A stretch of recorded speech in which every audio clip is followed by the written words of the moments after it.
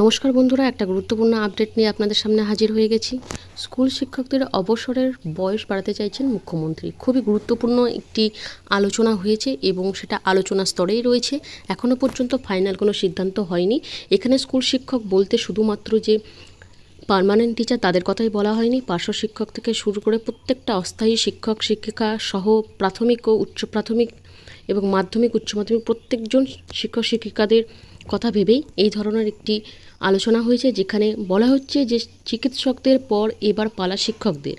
School শিক্ষকদের অবসরের বয়স বাড়াতে চায় রাজ্য সরকার, যদিও এখনও গোটা বিষয়টি আলোচনা স্তরেই রয়েছে।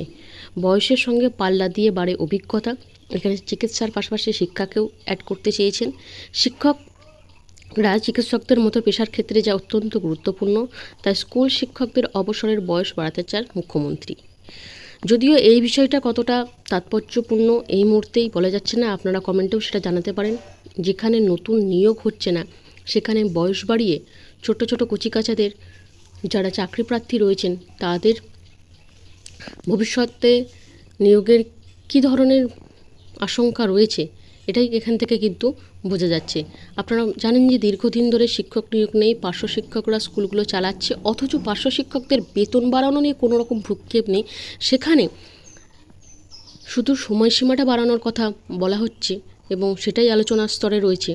এই বিষয়টা কতটা যুক্তিযুক্ত আপনারা সেটা জানাবেন কমেন্টে।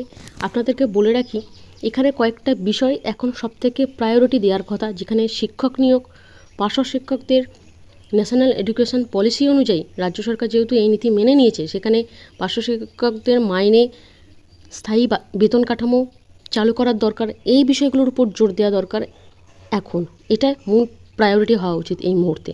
তারপরে বয়স বাড়ানোর বিষয়টা অবশ্যই সেটা বিচার এবং বিবেচনার উপর নির্ভর করছে। তো দেখা যাক এই নিয়ে কী ধরনের আপডেট আসে বা এটা আদৌ ফাইনাল সিদ্ধান্ত হয় কিনা, আপনাদেরকে সমস্তটাই জানাবো। তবে এই আপডেটটা ছিল স্কুল শিক্ষক বলতে এখানে সবার কথাই বলা হয়েছে। যদি স্থায়ীকরণ অর্থাৎ 60 থেকে বর্ধিত হয় সেটা 65 বা তারও বেশি যদি হয় সেটা দেখার কথা। আপনারা জানেন যে ইতিমধ্যেই কিন্তু অধ্যক্ষদেরও সময়সীমা বাড়ানো হয়েছে। তো দেখা যাক কী ধরনের আপডেট আসে, আপনাদের সাথে শেয়ার করব। এই ধরনের আপডেটগুলো পাওয়ার জন্য অবশ্যই আমাদের চ্যানেলের সাথে থাকুন। আজকের মতো এইটুকু। ভিডিওটা দেখার জন্য ধন্যবাদ।